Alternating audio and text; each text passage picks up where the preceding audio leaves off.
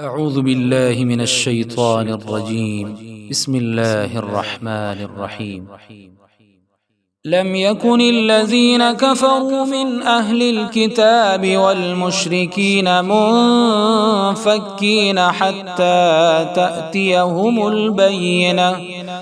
رسول من الله يتلو صحفا مطهرة فيها كتب قيمة وما تفرق الذين أوتوا الكتاب إلا من بعد ما جاءتهم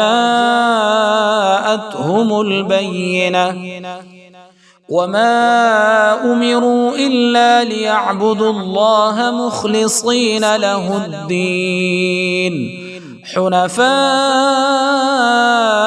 ويقيموا الصلاة ويؤتوا الزكاة وذلك دين القيمة.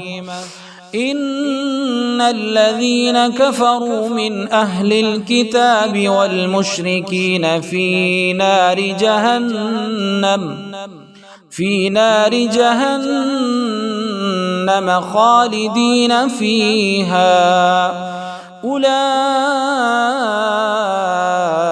هم شر البرية. إن الذين آمنوا وعملوا الصالحات أولئك هم خير البرية جزاؤهم عند ربهم جنات عدن تجري من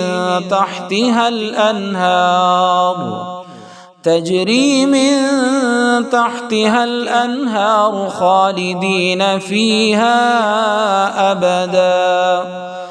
رضي الله عنهم ورضوا عنه ذلك لمن خشي ربه.